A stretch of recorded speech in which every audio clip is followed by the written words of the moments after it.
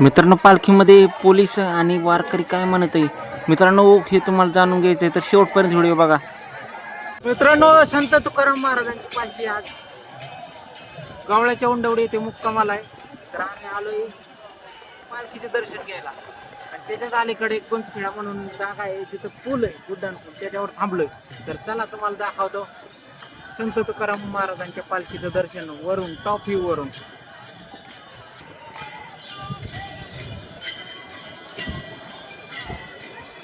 माझ्या बरोबर आहे कोमल, यश,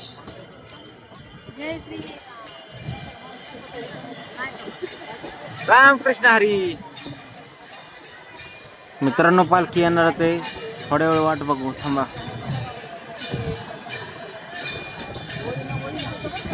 निघली का तुमचं पालखी, दिसते का?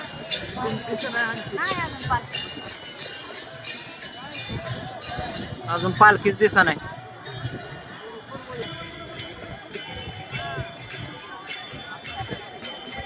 मित्रांनो, वारकऱ्याचा आनंद बघू शकता.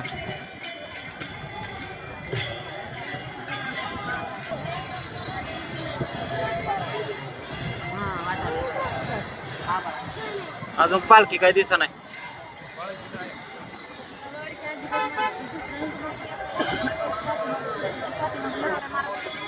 मित्रांनो, माझ्या बरोबर एक बाबा आहेत, हे अंबाजोगाईचे आणि देहूवरून आलेले चालत.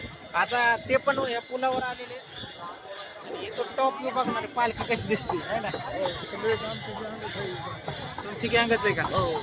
जो टप्पा लांबचा टप्पा होता आजचा आहे ना, जमला का तुम्ही? दुपारपर्यंत चालला मग. किती वय आहे तुमचं? 70 का? मग आहे बाबा. कसं काय अनुभव पालखी बरोबरचा, काय सांगचाल तुम्ही? पालखी बरोबर आयुष्यात एकदा तरी जायला पाहिजे का? हो, आयुष्य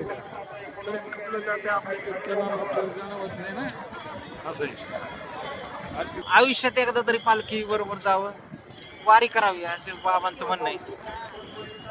पालखी काय दिसत नाही, आम्ही वाट बघतोय पण पालखी काय दिसत नाही.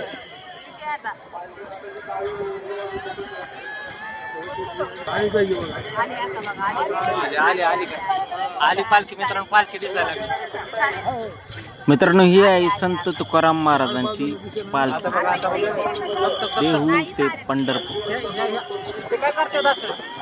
त्या लोकांना बाजूला सरकाय सांगतात, या लोकांना बाजूला सरकाय सांगतात. बाजूला सरका, बाजूला सरका, डोक्यावर उभा राहून नाही पालखीच्या बाजूला वा.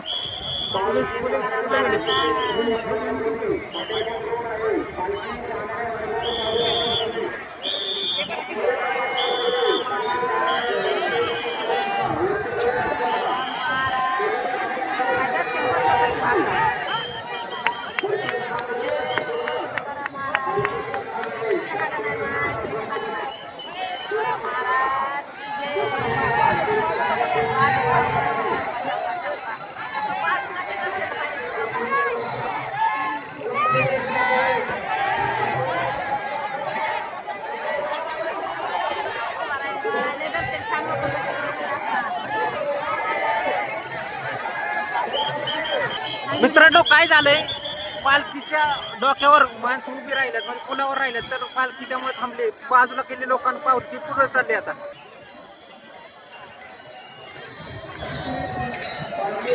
रामकृष्ण. मित्रांनो, पालखी बरोबरची जवळपास 70% लोक तर पुढे जाऊन आपापल्या जागा त्यांनी धरल्यात आणि झाले की